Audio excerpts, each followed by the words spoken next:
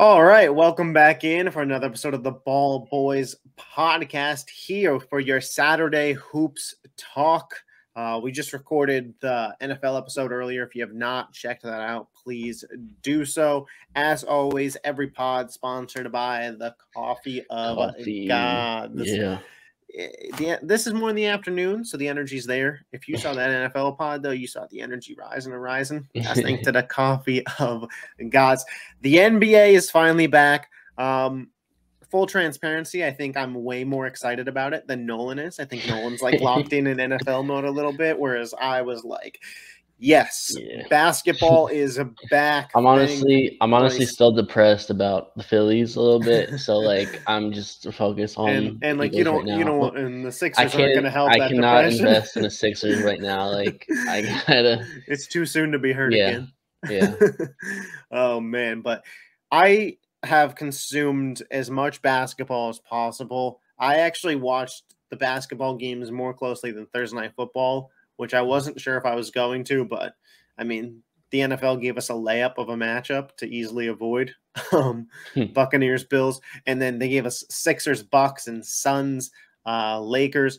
Right now, what we're going to do is we're kind of talk about the top teams.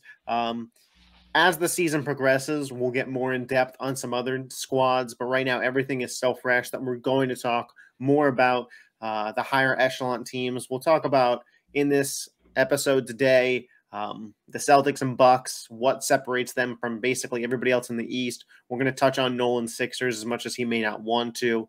The Denver Nuggets, are they still the best team in the world? Spoiler alert, yes. The Suns, why I think that they are poised for a massive season. The Lakers and Warriors, some of their struggles. Victor Wembanyama's debut, and who we have as some surprise teams. All timestamps should be in the description, so if you want to bounce around, cool, no problem with that. If you're here for the ride, we appreciate you. Let's hop in to the top teams in the East. We're going to start with, we're recording this on Friday before any of the games have transpired Friday night. Full transparency, if something crazy happens, Michael Jordan comes out of retirement, drops 60 for the Bulls tonight. We didn't see it yet. He would do that anyways. Yeah, so if that happens, that's why we didn't talk about it. Now, the game last night, Sixers Bucks. The Bucks walk away with a 118-117 win. The immediate reaction that I have is, this is exactly why Milwaukee brought Damian Lillard to town. 39 points in his debut, 17 of 17 from the three-point line, 8 rebounds. He had 14 points in the final 4 minutes. It truly was Dame time at the end of that game. And this is why, if you missed our regular season predictions, I had the Bucks as my 1 seed, but I had the Celtics ultimately going to the finals. Nolan, I'm not sure if you know this, I switched my finals champion to the Celtics as well. I switched it before the season started. You can check my YouTube channel. Hey, you said it's only a game in, so you're good. Yeah. I just wanted to clarify that I wasn't abandoning the Lakers ship on them having a good season already, but we'll get to them. But this is why I thought that the Bucks would be the best regular season team of the two, because these superstars are perfectly made for each other when it comes to Giannis and Dame, and their games were going to flawlessly transition. And by the second half, it was down and running. Early in the first half, it looked like Giannis was kind of forcing things. Dame wasn't as involved as much. It almost looked like they were using Dame Lillard the same way that they used Drew Holiday. And it was kind of like, why'd you trade for this guy to stick him in Drew Holiday's role? But by the fourth quarter, it was Dame time. I thought it was really interesting in the interview with Chris Haynes before. I'm not sure if you caught that. Giannis said that this is Dame's team and he's taking a step back. It kind of felt like what Dwayne Wade said when LeBron came to Miami. Just the funny part of that to me is Giannis is most certainly the better player. When Wade stepped back, LeBron was clearly the better player, but Damian Lillard is the much better offensive player. They brought this guy in because he is perhaps the best guy at creating his own shot in the half court in the NBA. He's great at closing out games. He's probably going to win Clutch Player of the Year if he keeps this up. And he fits smoothly with this team. Chris Middleton, his role seemed to come back a little bit, which for the Bucks, they needed that to be the case. Brook Lopez, he knocked down some threes. Malik Beasley was out there. as getting some cardio in. Jay Crowder, Bobby Portis. This team is deep. This team is really, really good. And early impressions on the Milwaukee Bucks are that they could certainly go and win an NBA title this year. Yeah, I mean, pretty much Dame Lillard is just as advertised, and it's super dope because like going into last year, the past freaking 5-10 years, like you really didn't get to see Damian Lillard like at his peak, because he was always in Portland, didn't get his screen time, his prime time matchups, and now that he's on Milwaukee on a high powered team, you get to really experience Dame time, and it was super cool. Obviously, he was against the Sixers, so I mean, wasn't my favorite thing. But I will say about Philly, though, I was actually kind of impressed with how they played without James Harden. First game of the year in Milwaukee against a high-powered team. I thought Nick Nurse had an awesome first game with the team. Way more adjustments than Doc Rivers did in his whole year. So that was great to see. I thought Kelly Oubre is an awesome addition. Super low key, building the statue outside Wells Fargo. Hey man, if he could keep on doing his thing, so I thought that was great. Maxey, I think is going to have an awesome year. He's looking great. I will say Embiid kind of shit the bed end of the game per usual. I think if he played a little bit smarter, less turnovers, they probably would have won yesterday. So that was the only negative, but I think the team played great without James Harden. And I mean, honestly, for me, there's a big controversy whether you bring James Harden back. You think you have a shot at the title, but I think after last night, I think if you could trade James Harden maybe for a couple of pieces and some role guys to really help the offense a little bit on the Sixers, like I think that could be a decent trade value. Yeah, so for sure, early in the season, we're going to see some sloppy runs of basketball. There were multiple times throughout the stretch of this game where both teams kind of were bad in figuring things out. On the TNT graphic, I saw 0 field goals in the last however many minutes for both teams a couple times last night as the offenses were looking to figure out how to gel. Like you mentioned, Tyrese Maxey, he had the most impressive night to me. I mean, the box score isn't always the full story, but 31 points, 8 assists. He had 3 3-pointers, and he didn't have a single turnover in his first game as the primary ball handler for Philadelphia. I thought very early on the Sixers offense was missing James Harden. I tweeted that out. They definitely looked like it was a lot of standing around and who's going to make the plays, who's going to set us up. And James Harden, obviously the leading assist guy in the NBA last year, he's the guy who sets the table. And there's a whole controversy there as to what the hell is going on that I just don't even want to dive into because it's all speculation at this point, and there's nothing to even go off of an opinion, really. But I agree with what you said. I think the biggest thing for Philadelphia is they are missing whatever that value is, whether it's James Harden or additional pieces for this season. When that deal happens, Philly could be right back up there with Milwaukee and with Boston. Joel Embiid, granted, he didn't have the best game last night, neither did Giannis, so we'll say that kind of evens out, right? They competed. They were there. Tyrese Maxey looks like he is ready to take that leap into all-star conversations. You still have Tobias Harris, Kelly Oubre. All 3-4 of those guys can create their own shot. And there's a lot of teams in the NBA that don't have that many options of a guy that you can give the ball to and let them go to work and they can get their own shot. I mean, let's look at the Bucks, right? The team that they played. Dame Lillard, obviously he can go to work and get his own shot. Chris Middleton, that's probably the end of the list, right? I mean, Giannis is so powerful that he could back his way down, but there's a difference between running at somebody and dribbling and creating a shot. And Giannis, his size and his greatness, like you could throw him in there, but at most that's 3. The Sixers have more individuals that can get to their spot and create their own shot than the Celtics. And I thought that weren't Celtics than the Bucks. And I thought that showed last night, especially in the third quarter of that game when Kelly Oubre really went on his stretch, having him off the bench. If he's locked in defensively, which Nick Nurse, he looked like a better coach than Doc Rivers last night. And he had his defense locked in. So, Joel Embiid, I think a lot of it was conditioning as well. Nick Nurse plays his best players a lot. That's, the Tom Thibodeau method. If you're the best player, you're going to be on the court the most amount of time, a lot. And for a guy with Embiid's size, conditioning is going to be rough out there. It was rough for Siakam early on too. Hopefully, Embiid doesn't end up like losing so much weight that he loses strength. But we'll see where it goes throughout the course of the season. Philly, though, they're a move away from competing. They still have the reigning MVP, right? So Philly is still there. And I want to talk about Boston versus the Knicks. They went out there and beat the Knicks, another really competitive game.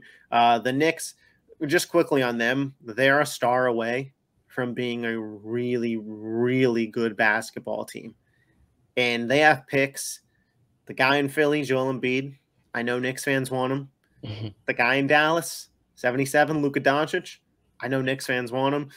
We'll see. Donovan Mitchell is probably what they'll end up with if we're being completely honest. But even with Mitchell, man, they'll be out there competing. But I want to talk about Boston. Boston, you saw flashes of why I picked this team to win the title. First off, defensively, Derek White and Drew Holiday were so locked in. They are absolute menaces. You look at Jalen Brunson, he shot, like 6 of 22? That's because of those two guys. Jalen Brunson is an excellent offensive piece. Jaylen Brown, I think he's going to find his role with this team, and it's going to take a little longer. This is the most talent that he's ever been surrounded with. Jason Tatum, of course, is going to get his touches. But in a game like the last one, JB had to fall back because Kristaps Porzingis put on a show.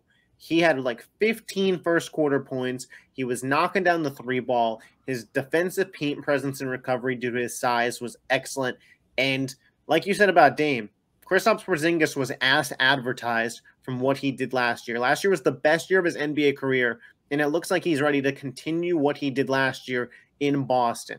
The biggest thing for the Celtics is keeping him healthy, but when this team gels and gets it all right, and if they're all on, they are going to be difficult to beat. The only people that can beat them are themselves, and Joe Mazzulla, I don't know if he's the guy for the job. We'll see. I don't know if it's Joe Mazzulla is a good coach or he's just got so much talent that you can't mess up. But the Celtics are scary, man. Yeah, I mean, full transparency, I didn't get to see the game. I was out of town. But going into the season, bro, Drew Holiday, I mentioned on the NBA podcast, prediction-wise, like he's going to be such a huge factor to that team, bro. And I think that was what the team was missing last year. Jimmy Butler especially, like trying to guard him a 7-game series like that. That's tough. And you have a guy like Drew Holiday who can stop that. That's huge. And even your boy Jason Tatum, bro. I mean, MVP caliber stats. He has the team. The East is super weak compared to the West, so they're going to get a lot of wins this year, and it could happen. He could get the MVP. So I'm stoked to see that. And Knicks wise, I mean, I have a bunch of Knicks friends that are fans, and they're the same reaction, bro. They're just like one guy away, and Embiid talks, rumors, and it's tough, but for sure, like they're super close. Brunson was a huge get for them going into the year last year, and he's on a decent contract too, which is super helpful. Trying to get a big star, maybe even two. So we'll see how it plays out. But I mean, it was a great game. I saw how like there was a controversy with I think the Tatum 3 or something like that. There was a foul call that they called, or maybe it was during the game. I don't know, but I don't recall. I mean, I didn't see anything that I was like, that's egregious. Okay, so maybe it was just something that I saw on Twitter and people were just like complaining about nothing. But yeah, I mean, but at least it was competitive for Knicks fans, So I forget where I had them in the East. I think it was 5 or 4, a 5 or 4 seed. So I think that's pretty possible. So yeah, I had them as my 5 seed. Yeah, the Knicks. This was what I said about the game in my original recap. It was a battle of talent and finesse versus hustle and grit. And in the NBA, generally speaking, talent will win out. It's what we saw happen versus Philly, Milwaukee. Too much talent. It's what we saw happen in Boston, New York. And that's what we saw happen last night when we were talking about Lakers Suns. No Beal, no Booker. The Suns outplayed the Lakers for about 3 quarters there. Ultimately, LeBron James and Anthony Davis took over in that game. We'll get to them in a second. I want to talk about the defending champs, the Denver Nuggets. Did they not look like they missed a beat on opening night? As a LeBron guy, a Lakers guy, it was a brutal watch. It was just, So this is just the same fucking Western Conference Finals all over again. We are not ready for this Nuggets team. And the Lakers are not ready for the Nuggets team. And I don't know if anybody in the NBA is ready for the Nuggets team. They are so perfectly constructed through their starting five, man. Jokic as the facilitator, the best player in the world, can get to his post shot whenever. Jamal Murray, your main ball handler, a guy who can create his own shot at will. Michael Porter Jr., one hell of a spot up shooter, a guy that you can't leave open. And with that size, you need to close out instantaneously, or he's just going to shoot it right over you. Aaron Gordon brings hustle, size, and strength, and even he has really good court vision for a power forward, and his ability to pass the ball. Kentavious Caldwell-Pope and his three-point ability. And I got some flack for this. I maybe I'll get some flack again. I think the Denver Nuggets might be on the verge of being the next NBA dynasty. They remind me so heavily of the San Antonio Spurs of the 2000s. The big man, the best player, Tim Duncan, Jokic, obviously different kinds of players, but you got your Tony Parker in Jamal Murray, Manu Ginobili. You could argue that's Michael Porter Jr. Some people are going to feel real disrespected that I threw that, but it's not a one-for-one comparison, guys. It's just that's what I am reminded of when I see the way this team moves the ball, when I see the way that they run actions, and the way that everything is just so perfect when it comes to how they play basketball. It breaks my heart to watch it as somebody who's actively rooting against them. But as a basketball fan, it is the best basketball in the league right now is Denver Nuggets. And I don't know if any team is going to catch up to them. We'll have a fun time this season watching if they can. And the one worry that I have about the Nuggets is the bench. Losing Bruce Brown and Jeff Green, those guys especially Bruce Brown, quality minutes, especially in the playoffs. Reggie Jackson, Christian Braun, are those guys ready to step up? You didn't see it night one. You didn't need to see it because the starting five played so perfectly, and you could stagger that rotation. But if there's an injury or two that happens, that would be my one concern with the Nuggets team. Yeah, I mean, I was super close from picking them to win the finals again, or even make the finals. But for me, the biggest thing was the bench. You know, losing those two guys is so key when it comes to the playoffs and when you get super deep into the playoffs, you know, because you could have a night where, you know, maybe Jamal Murray's kind of off, Michael Porter's off, but you have this guy who comes off the bench and snaps 20 to 25 points. And I think of all the time, I think of Mario Chalmers in that finals with LeBron. I think it was against the Thunder, and he popped off that one game. And Mike Miller too, you know, like stuff like that. So having guys like that is super key to another playoff run, especially trying to win again because you don't have that same hunger that you did for your first title. So for me, I think that's why I picked the Suns, because I feel like they have the guys, they want to get it done, and getting rid of Ayton and Nurkic is there instead of him. I think that's a huge get for them. But yeah, the Nuggets look great, man. I mean, they're gonna be top tier, probably the 1 seed again, coming out of the West. And with the Lakers, man, I heard a lot of flack against. We'll get to the Lakers. We'll get to the Lakers. I heard Gabe Vincent was bro, doing some things out there. My buddy is a Heat fan, and last year I referred to Gabe Vincent as peanuts because they must have got him from selling peanuts in the stands and just put him in a Heat jersey, and it worked out for them. This is how it always goes when a player leaves the Heat. Mm-hmm. Max Strus may have broken the mold for the Cavs with his 7 threes in his debut, but when you get one of those Heat culture guys, it's like Josh Richardson. He left the Heat and was ass. Hassan Whiteside left the Heat and he was ass. Gabe Vincent, the money that the Lakers gave him isn't anything crazy. He's a bench point guard. It is what it is. I'm not like stressing over it, but the amount of minutes he's played thus far, I think, needs to be reduced. But we'll get to them. The Nuggets thing that I want to talk about with the role players on the bench real quick. I don't want to say it's easy, but playing for the Nuggets as a role player is easier than playing for other teams because your role is so clearly defined. And anybody that's ever just played basketball at any level, even pickup, if you're on the team with the best guy or two of the best guys that are clearly at the court and they pass the ball, the feeling of playing with those guys is, like they've got the workload. I just got to go out here, make a couple shots, focus on that, and keep it moving.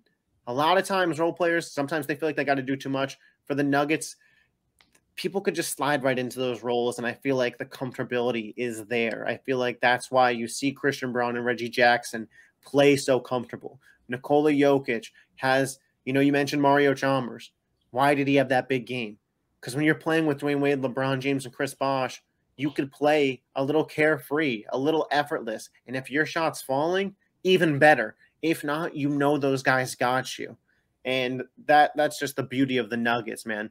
And I want to talk about the Phoenix Suns because despite 1-1, and they lost to the Lakers last night in a game that they probably shouldn't have even been in. No Devin Booker, no Bradley Beal.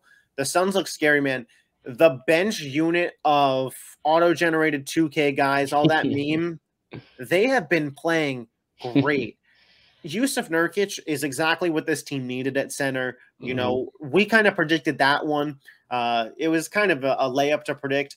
Yusuf Nurkic is what they wanted DeAndre Ayton to be, except Yusuf Nurkic is comfortable in his role. Now, he's not quite the rim protector that Ayton is, and we saw that last night against Anthony Davis, and we'll probably see that again versus Nikola Jokic. Those two matchups kind of suck, but Anthony Davis, is he going to be aggressive that night? If not, it's not going to matter for the Suns.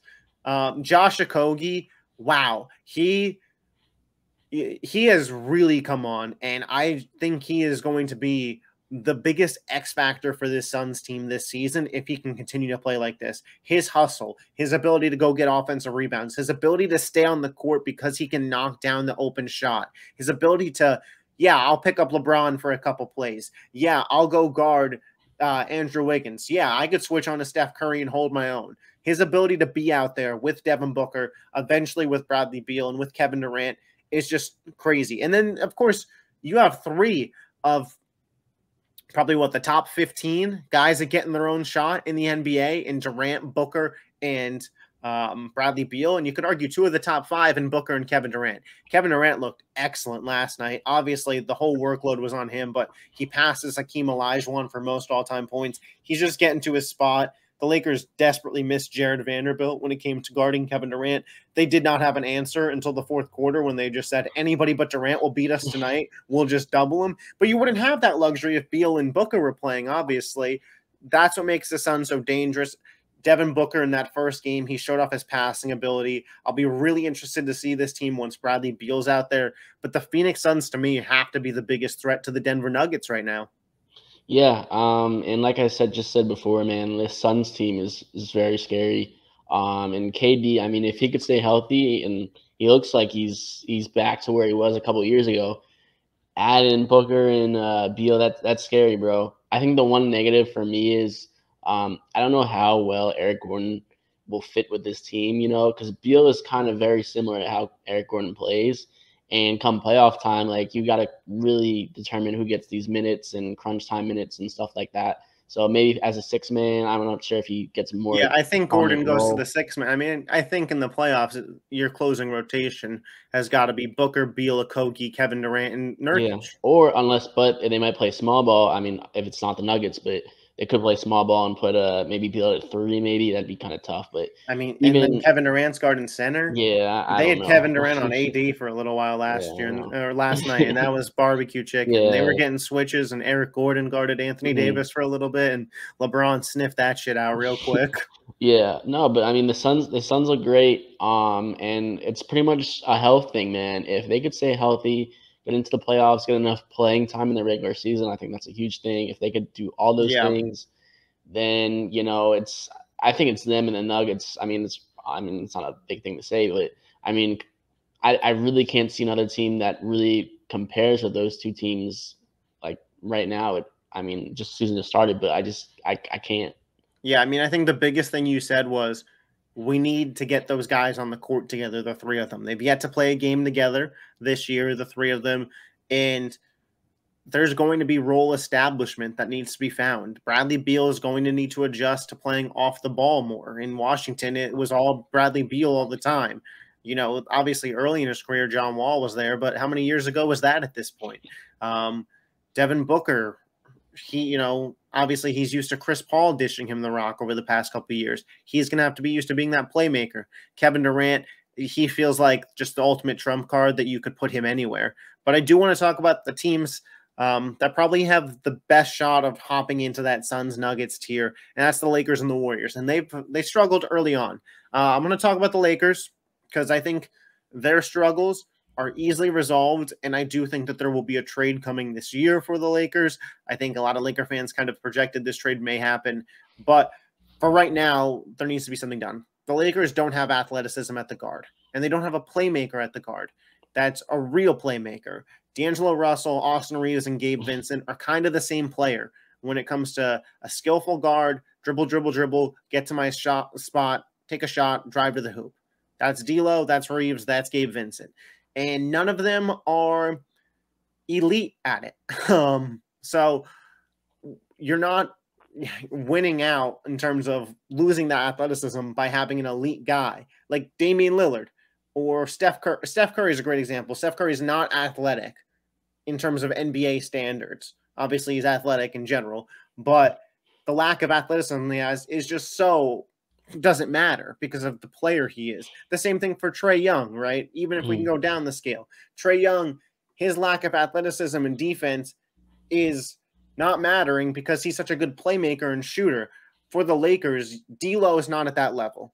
And what they're losing there, they're not gaining in any other area while they're all out there. I think that the Lakers, the LeBron minute restriction, we had this conversation about this. I was talking to people on Twitter about it.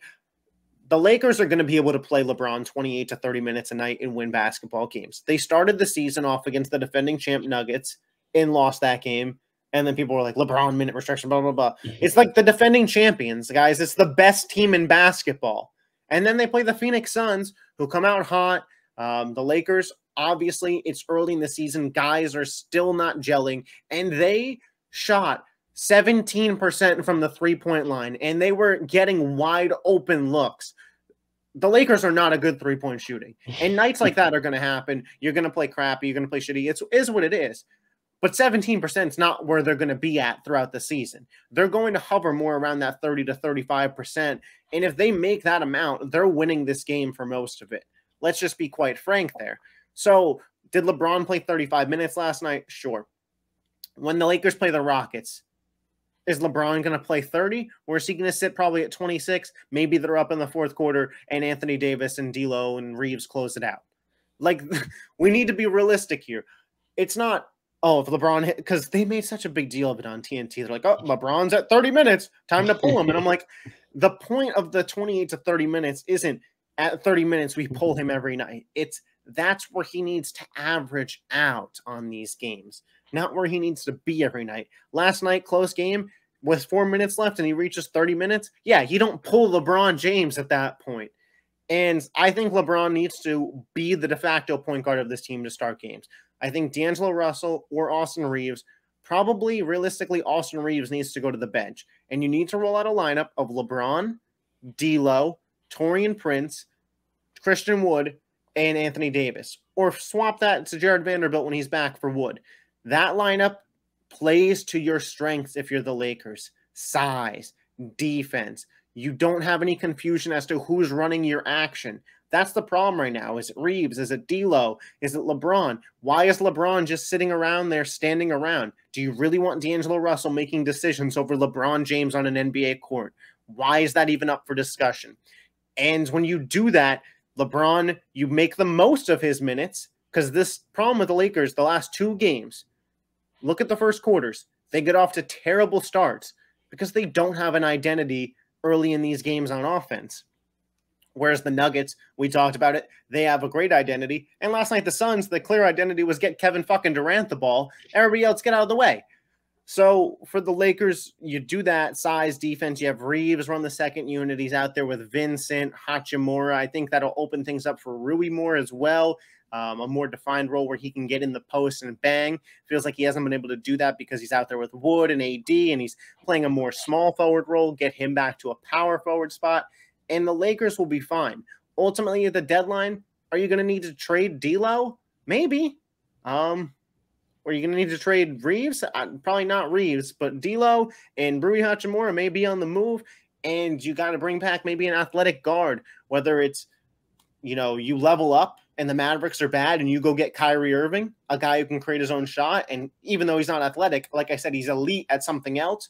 Or if it's bringing back Alex Caruso from the Bulls, an athletic guy who could defend, knows his role, doesn't need the ball in his hands. We've seen him play with LeBron and AD before, but that's the Lakers' biggest problem here. And there's a clear solution to it. It's just a matter of how soon does Darvin Ham implement it? Yeah, I mean, I think the biggest worry for me was kind of what you mentioned. I mean, they're old and stagnant at times. And I think it was either today or yesterday that Kendrick Perkins mentioned the possibility of maybe James Harden to the Lakers. That would definitely be an interesting kind of ad for them. Kind of a guy, a facilitator, a guy who could create shots. Did you see what the package was? I mean, I think he just D'Lo said and it. Rui to make up the money. D'Lo and Yeah. Rui make up a max contract money. My thing with Harden is obviously it's an upgrade in terms of talent, but now you're still going to have LeBron floating.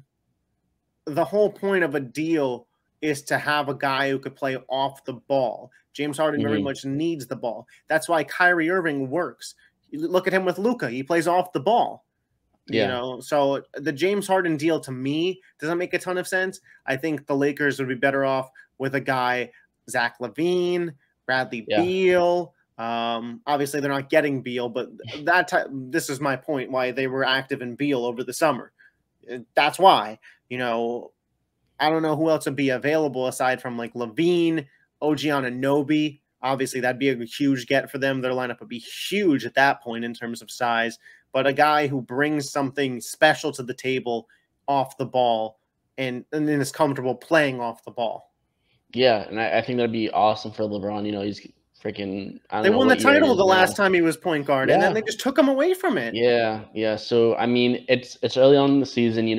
They got some new heads. They gotta get accustomed to what they got, and then they'll kind of, evaluate and kind of see what we need to add, what we don't need, this and that.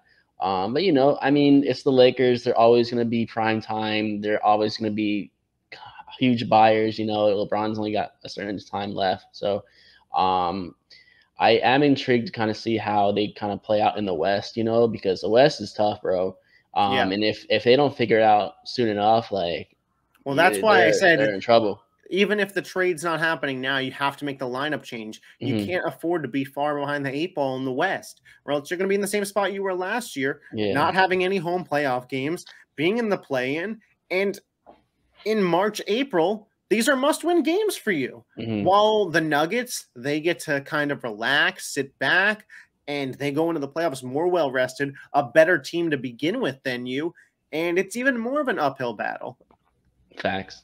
So the Lakers, they're at a crossroads right here, right, where they can make things really hard on themselves, and they still have enough talent that they'll be in the playoffs. We'll be talking about them as potentially going to the finals, or they can go the easy route and make a couple adjustments. Hopefully guys are willing to take on that role. Maybe Pelinka orchestrates a trade at the deadline. We'll see. Obviously, we're 2 games in, so if that lineup change that I talked about works really well, D'Lo or Reeves is like 6 men of the year, maybe you don't even have to make a move.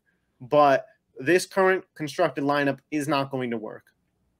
And I'm not out here trying to take shots at Darvin Ham. We're 2 games in. We get 2 weeks from now, and the Lakers are rolling out the same lineup, having the same struggles. All right, we could have a conversation. This is technically your most talented players. You throw them out there together, see if they can make it work. Doesn't look like they're going to be able to. It's cool. Now for the Warriors, their struggles. They struggled in terms of fouling. The Suns, a ton. They were really solid defensively. But the truth of the matter for the Warriors was that they missed Draymond Green. That's my biggest thing for them. I'll be really interested to see what this team is like with Draymond, because aside from Curry, and now I guess Chris Paul, he orchestrates a ton of that offense. And whether it's him or Chris Paul in the second unit, probably Chris Paul, they're going to have some really good orchestrators out there. Steph Curry, Draymond Green, Chris Paul to make plays for Clay, Wiggins, Kuminga, moody. For me, right now, Draymond Green is just that missing piece. That's why they struggled to beat the Suns. I'll be interested to see what they could do against Sacramento tonight. I'll be keeping an eye on that game, obviously. But for me, the Warriors, the struggle in their game was just they fouled a little bit too much, missed some free throws. I didn't like that. And we're really missing Draymond Green. But they had Draymond on the microphone during the game, and he said the Warriors' goal was to be a top 10 defense. When they're a top 10 defense, they win championships. And they looked really locked in defensively. So, don't count the Warriors out. Obviously, a couple games in, the Suns and the Nuggets especially look a tier above, but we talked about Steph Curry for MVP for a reason. I think this Warriors team definitely has it in them. And when Curry, Clay, Dre, and Kerr are all together, you cannot count out that team. But I really like that Chris Paul fit in well. Yeah, no, Chris Paul, he almost had a double-double. I mean, he's playing great, facilitating the ball, and I think, like you mentioned, I mean, Phoenix is really good, man. And for the Warriors to lose by 2 possessions without Draymond Green, I know they didn't have Beal, but still, I mean, that's a huge win for them. It's the first game. So I think going into the season, you got Chris Paul kind of trying to figure out what his skill set is with the team.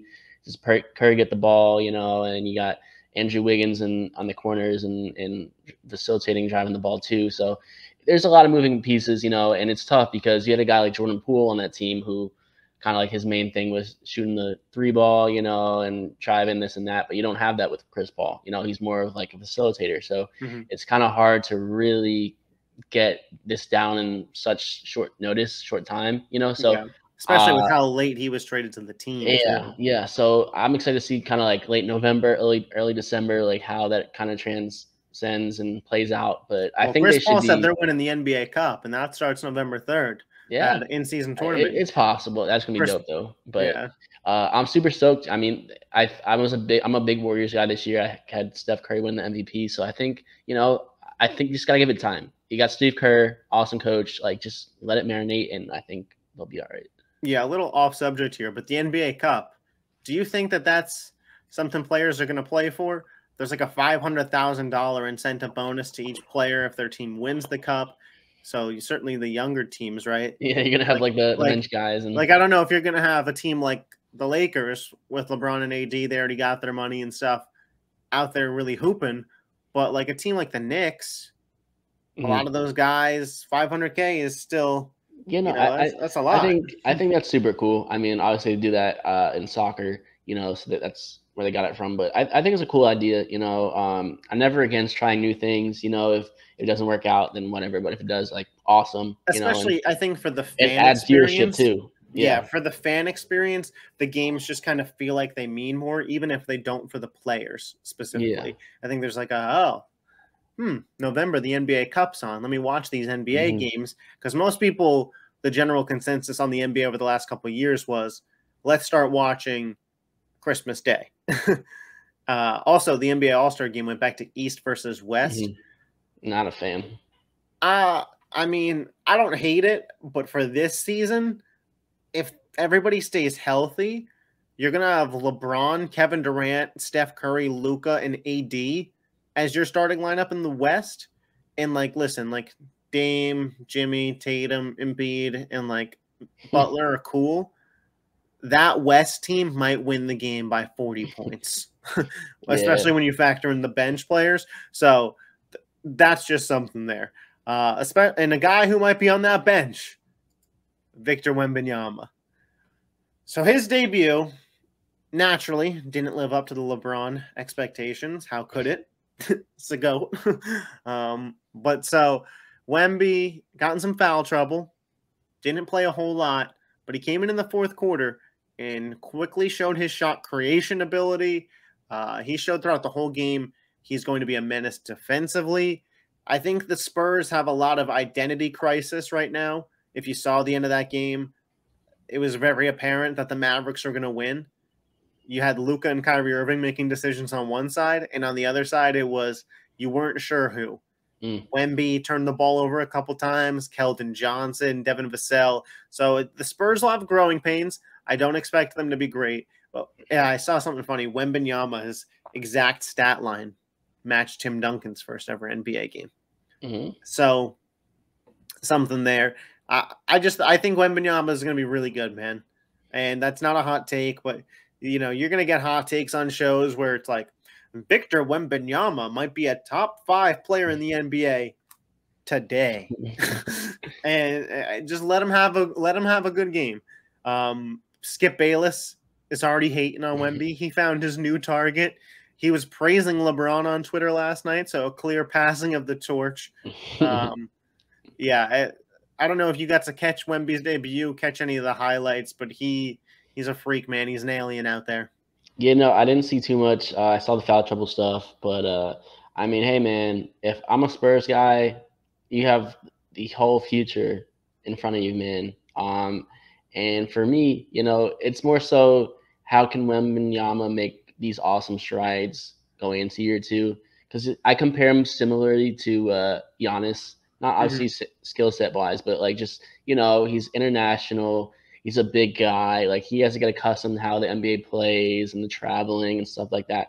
There's a lot to learn, like in your rookie year, and especially with these expectations, they're ginormous. So I think give him time. That Greg Popovich is top tier coach wise. So just let him do his thing, man. The way like, he's able to move just doesn't make sense. It's crazy, logically. And I think too, it's just a lot of people like to hate, like it's like the cool thing to do now. But like, bro, it's his first game.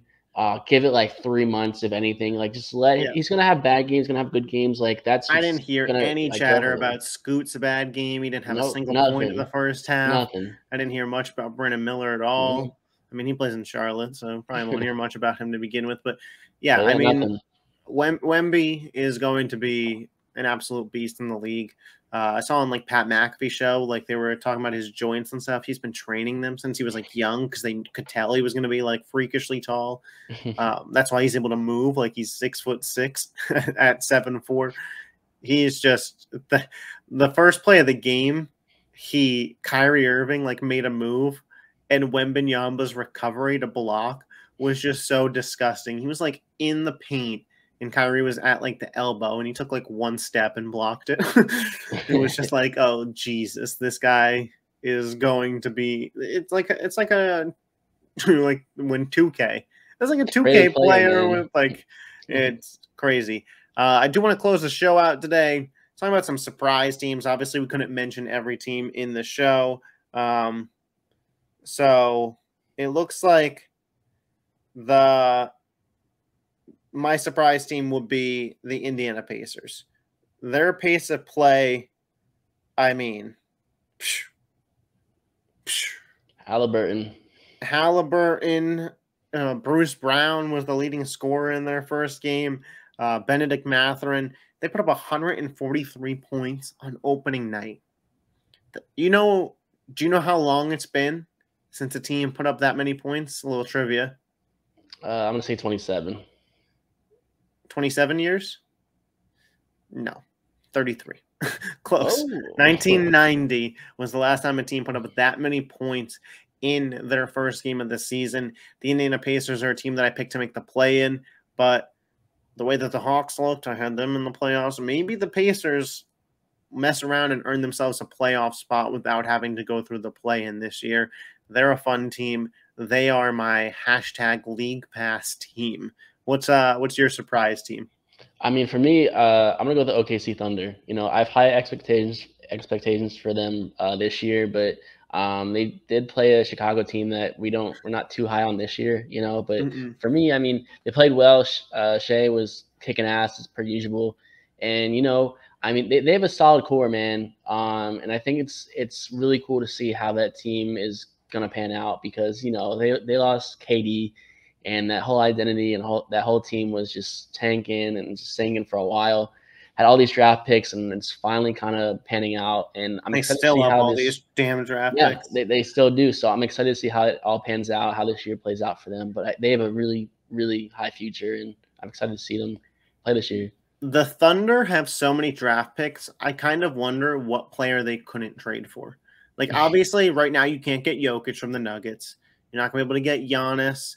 or Dame Wemby. with that situation. Wembanyama, you're probably not going to be able to get him. Luca, for the moment, I don't think Mark Cuban's is picking up the phone. But like, if the Thunder called your Sixers today and said 12 first-round draft picks for Joel Embiid, You do that. Joel would be on a flight to Oklahoma tonight. Yeah. I think Tatum's off limits too. Not that he's necessarily better. I don't think Curry either. I don't think. I just think out of respect, the Warriors would never move Curry, lifetimer. But yeah, it's just an interesting thought exercise on the OKC Thunder there, and then for the Chicago Bulls, just briefly, a players only meeting after Game 1. Yeah, those blowups that we talked about, Zach LaVine and DeMar DeRozan might both be out of there. I would have loved to have been a fly on the wall of a players only meeting after a Game 1 Yeah, loss. yeah, And more like, than some you issues, lost to the man. Thunder, like a team that's projected to be pretty good. Like, Mhm. I don't know. Like, and then Billy Donovan, did you see like the quote? He like Mm-mm. went in the locker room and asked the guys if they wanted him in there, and they said no. So he left. And he's got to go back to Florida, man. Yeah, I don't know. But be sure to, of course, let us know your thoughts on all the NBA games in the comment section. We'll have more in-depth topics going forward. It's just a crazy start to the season right now and so much to digest. A lot of basketball. You're trying to watch every single team. You can't watch them all. But so we'll be able to really get a clear scope of where teams are in about 1 to 2 weeks for sure. Make sure you leave a like on the video, subscribe to the channel, and until next time, peace out. Deuces.